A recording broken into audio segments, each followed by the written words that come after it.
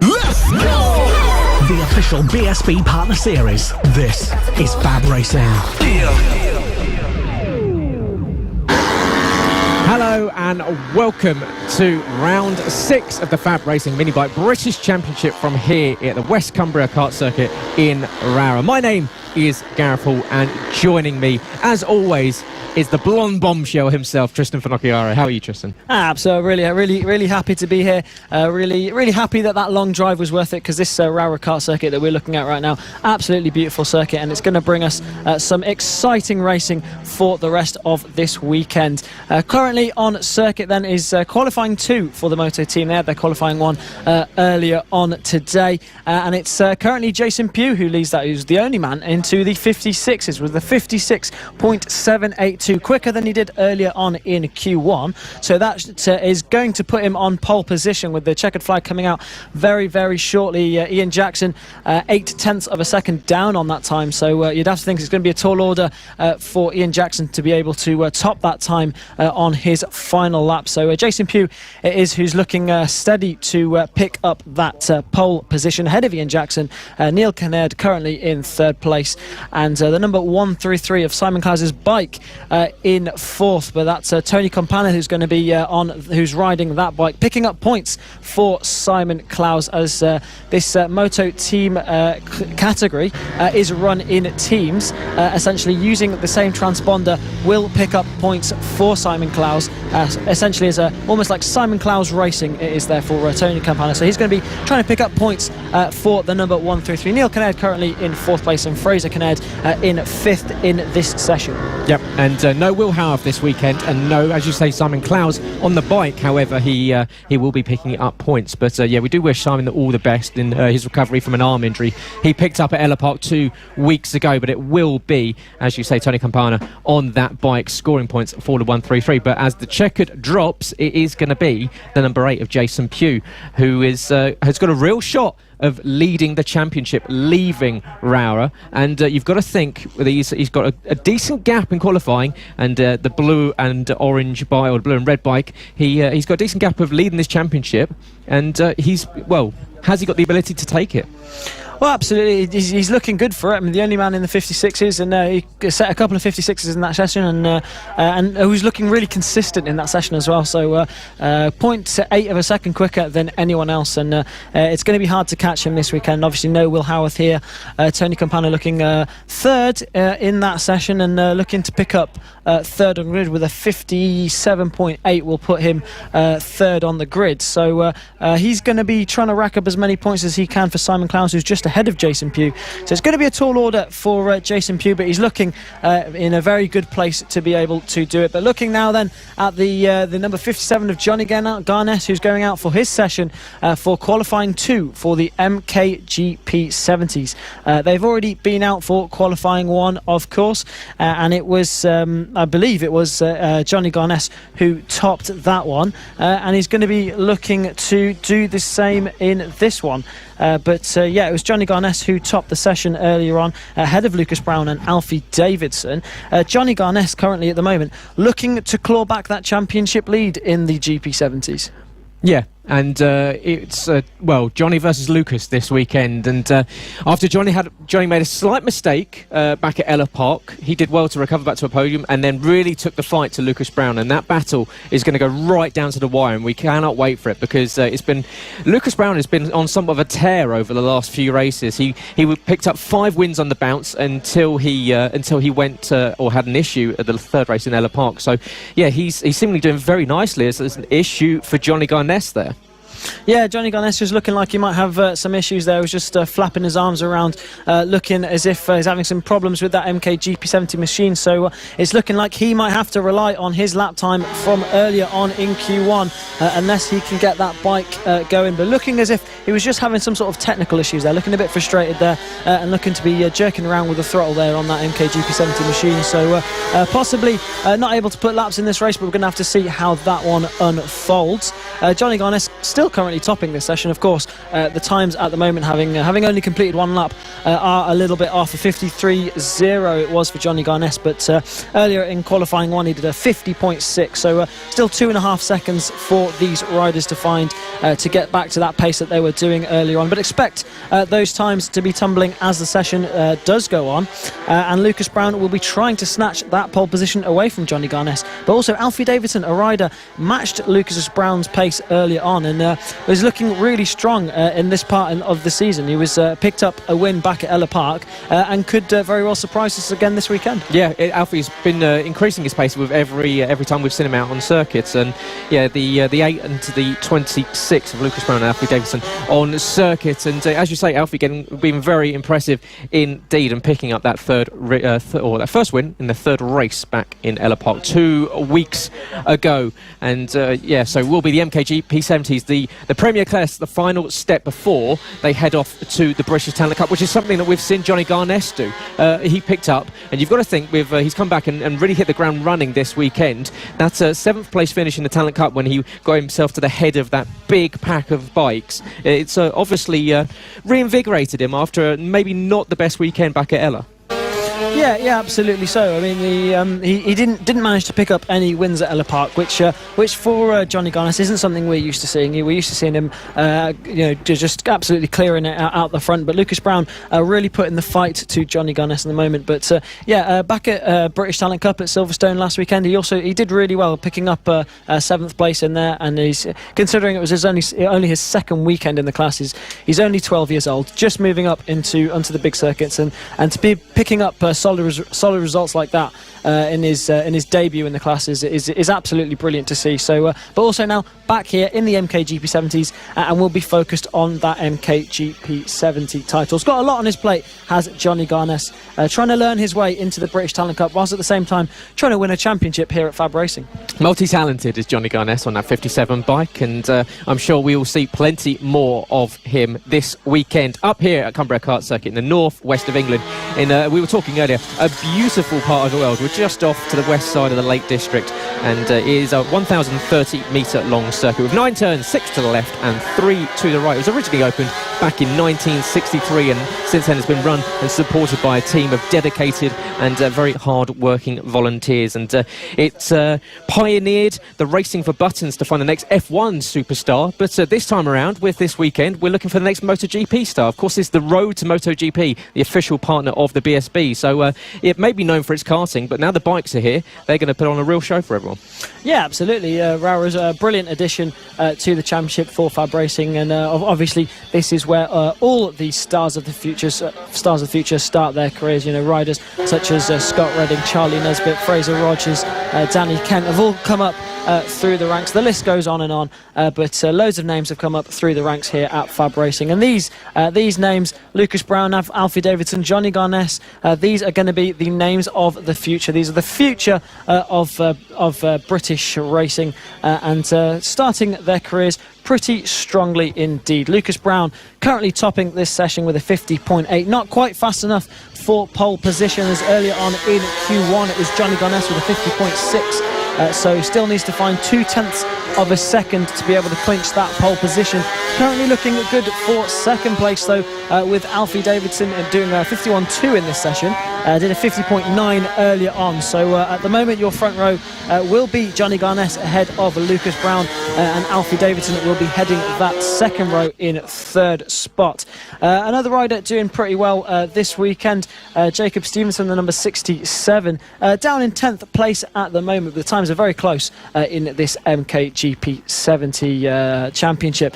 We spoke to him earlier on this weekend, and he seemed pretty confident going into this weekend at Rowrah, and a nice livery on that bike, the number 67 there. That's definitely a Shaky Burn inspired 67 on the front of that Metrokit GP70, and looking pretty good here this weekend. But it's Lucas Brown then who's currently topping this session ahead of Alfie Davidson, but Johnny Garness it is who currently has provisional pole from his time in Q1. Yep, so Lucas just needs to find himself 0.2 of a second, but he's only got 3 minutes to do so. But Tristan, for the uninitiated here that are watching the MKGP 70s, let us know, because of course we've got several different classes that we're showing off today. We've got the likes of the mini motos, the pit bike 140s, we've got the motor team. So tell everyone, what are these MKGP 70s and what are they built off and what are they made of? Well, essentially, these they're small sort of GP styled bikes. They're 70cc metric engines, 6-speed box, and this is essentially where the riders will be starting off their careers on. These are the bikes that they'll be learning to get in the grips with geared machinery. They'll have jumped onto these after riding in the mini moto classes, and some riders even jumping on from flat track. Ted Wilkinson, who's currently in 11th place in this session on the number 128, he's moved up from flat track, and it's a really interesting transition. He's come right to the top of right to the Premier class here at FAB-Racing. It's only his second time on tarmac, so that's going to be really interesting to see his progression. But one rider who's progressing very nicely in the motorcycle racing world is the number 57 of Johnny Garness, who currently goes top in this session and sets the fastest lap of the weekend with a 50.5, so that puts him in good stead to pick up pole position. But Lucas Brown not far at all with a 50.6 on that last lap, so matching Johnny Garness for pace, but not quite enough to clinch that pole position at the moment. No, and Johnny doing a great job there. Lucas had set a really strong time of a 50.649, which was just under 0.02 of a second slower than what Johnny had done in the first session. But with 2 minutes left to go in this one, Johnny Garness then goes to the top with a 50.520 and looks to get that clean run down to turn 1. And it feels like it's a very long circuit when you walk around it. Of course, it is 1,030 metres around here. It feels like it's a long circuit. It's really plonked in the middle of nowhere, and we were discussing earlier that it is very much you have to keep it on the black stuff, because there's not a lot of runoff at all. And equally, we've had a lot of rain, so if you do get on the grass or you do get offline, you're going to find yourself either pointing in the wrong direction or very much staring at the floor. Yeah, absolutely. So there's not a great deal of space or a great deal of runoff around here. If you're not on the tarmac, or you're not on white line, you're on the grass or you're in the mud. So you're not a lot of runoff around here, but it is a beautiful circuit as Johnny Garness comes into pit lane. So perhaps some more problems for Johnny Garness, or maybe he's just content with that 50.5 that he's just set. Although Lucas Brown not far away at all. It just takes one more flying lap for Lucas Brown to try and snatch that pole position away from Johnny Garness. And this battle in the championship, Gareth, is really interesting at the moment. Both these riders have had quite a few podiums. Lucas Brown's had 13 podiums so far this season, and Johnny Garness, for all the rounds that he's been present for, because of course he missed Wilton Mill after picking up an injury just before that round and had to sit that one out, but all the rounds he has been here for, he's finished on the podium in every single one so far. So it's definitely going to be consistency that wins this one. Yeah, and it has been stunning consistency from the pair of them to really dominate this MKGP 70 class. And one rider that goes straight to the top is Lucas Brown. So Johnny Garness, having come into pit lane, has lost that opportunity of starting on P1 with 9 seconds left to go in the session. Lucas Brown sets the fastest time of the day in the MKGP 70 class with a 50.503, 17 thousandths of a second faster than Johnny Garness's time. So a really clutch lap there from Lucas Brown.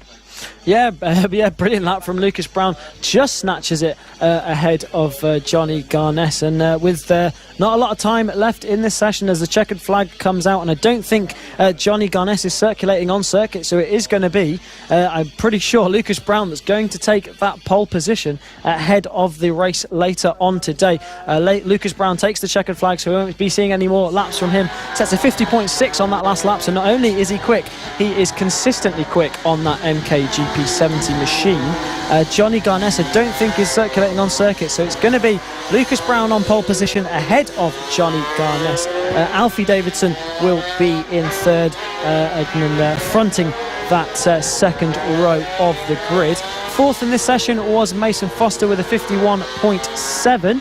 But fourth on the grid will be Harrison McKay, who set a 51.4 earlier on today in qualifying 1. And Mason Foster will round out the top 5. Brilliant late last lap there from Lucas Brown, manages to snatch away pole position, and the 29 bike from Haywards Heath in West Sussex will be absolutely delighted with that. Another little mental battle overcome there between Lucas Brown and Johnny Garness, and I spoke to Lucas earlier this weekend, and he was saying he just needs to beat Johnny. He's just focused on beating Johnny, and he knows that by doing that it's just picking up consistent points. You don't need to win each race, you just need to be consistent, and we've already seen, not through just this championship but through the multiple championships in FAB, that picking up consistent points and maybe not always wins gets you a really good chance of taking that championship. Yeah, absolutely. It's all about consistency, and both these riders have been really consistent. 6 wins for Lucas Brown, 5 wins for Johnny Garness, and they've both been really consistent out the front. But yeah, Lucas Brown saying the only thing he needs to do is beat Johnny Garness. It doesn't need to be winning races, but the chances are if he is beating Johnny Garness, he's probably going to be winning the race. Yeah, he would indeed. So looking out for that one. They will be coming up, and they will be the penultimate race of the day later this afternoon. But next up is the Mini F1 sidecars, and they will be heading out on circuit. Now, we haven't seen the sidecars since Wilton Mill when they made their debut for the season, and well, Tristan, you've got to get slightly excited. I'm sure you're starting to get a little bit nervous, because I think we're going to see you on a sidecar this weekend. Yeah, absolutely. It's going to be good fun. Definitely not nervous for that one. Yeah, no, it's going to be good, and it's going to be good to see what these guys will be doing out there. I'm definitely going to be having a look at what they're doing, having a look at all the lines and stuff, and seeing what I can pick up before I have a go later on today. It's going to be a different experience, and I'm definitely looking forward to it. But it's all about these guys on circuit at the moment. Mick Williams, who's pretty quick in this one, with Michael Elms as passenger on his number 26 outfit. He was pretty strong back at Wilton Mill, and we can expect to see him doing well here this week. Yeah, I would expect to see them doing very well. I think they won all 3 races by a comfortable margin. So watch out for the team of Mick Williams and Michael Elms on the 26 bike. And equally out there on circuit, we've got Adrian and Claire Ems, the married couple, and they will be out there on the what is it, the 76. So I just quickly check my notes. The 76. So Adrian and Claire doing a great job, and they had a pretty good weekend at Wilton Mill. You've got to think that if you're Adrian, you've got to make sure that you keep your partner very much on the bike, because yes, you might not want to upset her on the circuit. You definitely want to upset her off the circuit by leaving her by the side of it. Yeah, absolutely, and it won't do you a great deal of favours if you've got no passenger on your outfit as well. We've seen it before, where a driver hasn't realised that their passenger's gone and go barrelling into the next corner, and we all know how it ends from there.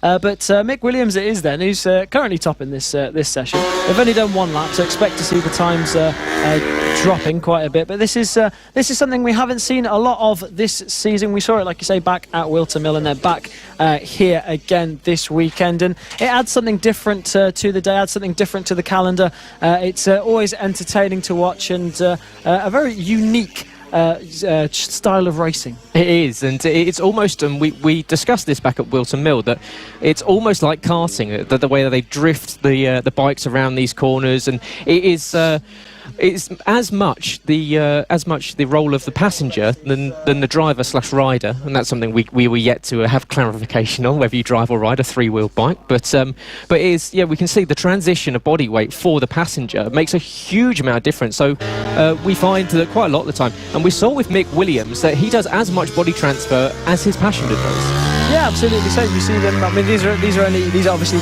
mini sidecars. So both weight transition from both the driver and the passenger will make a difference. And you can see them. They will both be leaning off the side of those mini F1 sidecars. And when you watch them through the corners, you see both helmets are leaning off as far as they can, trying to get those things turned. And one thing we saw a lot of back at Wilton Mill was Mick Williams absolutely pretty much drifting it round every corner. So that's definitely something to be looking out for as well.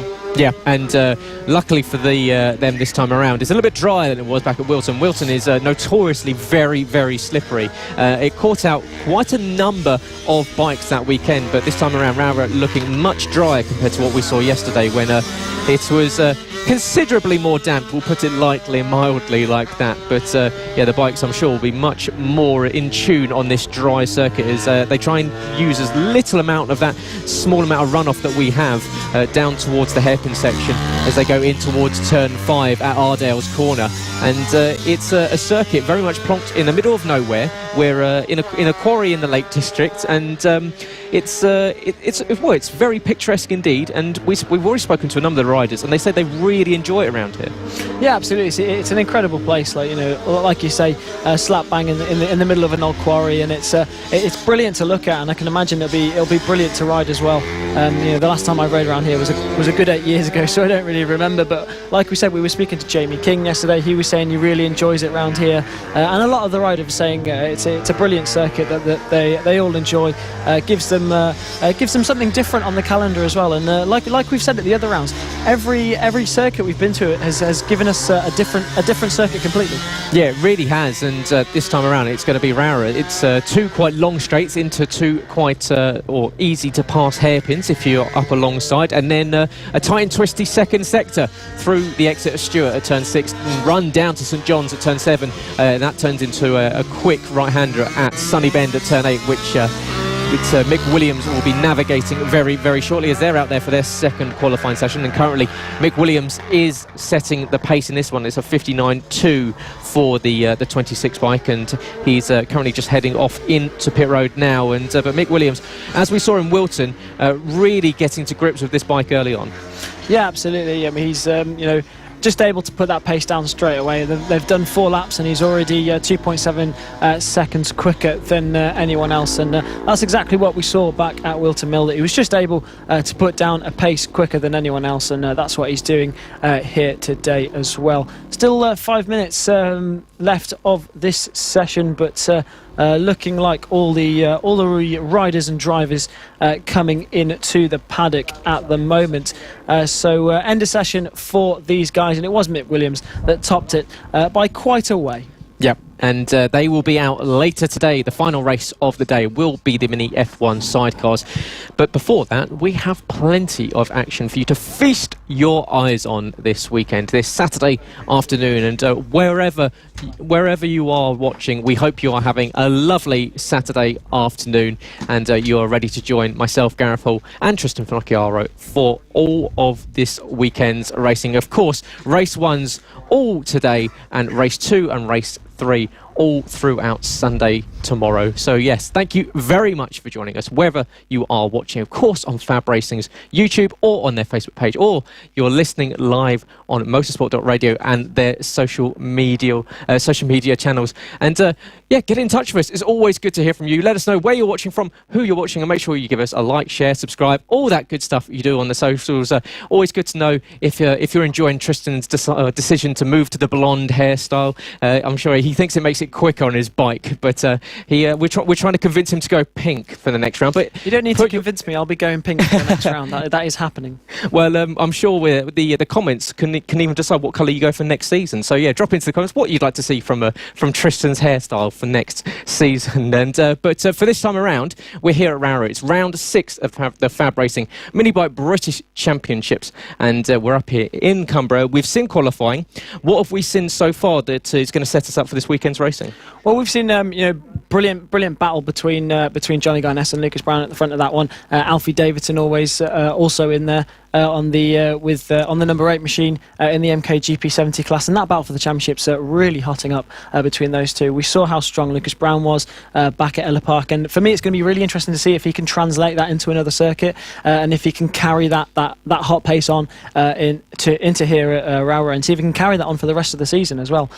Equally, the GP50s, there's a great championship battle going on there between Ethan Sparks and Ronnie Harris, and one rider who's looking really good good this weekend in the qualifying sessions. Archie O'Brien in the LC40 Elite, so a rider we saw pick up a win last time out, and is really coming into his own on that LC40 Elite bike as well. So that's going to be something that to look out for as well. Yeah, Archie O'Brien very much improved, and even from round one we've seen just improvement race upon race upon race, and he's doing a brilliant job. And we spoke to him very briefly yesterday. It's such a calm, assured head on his shoulders, very mature in the way he spoke to us. He's very critical and analytical in the way that he talks and thinks about how the season's gone. And for such a young rider, that's exactly what you need to be able to analyse how your season's gone, where you'd like to be, and he was telling us where he'd like to be in the next 5-10 years. Yeah, absolutely. He sounds like he's got it all planned out, and that's it's brilliant to see a mature rider like that at such a young age as well. But other things we're going to be seeing this weekend is going to be Moto Team having having a race by themselves for the first time this season. We normally see them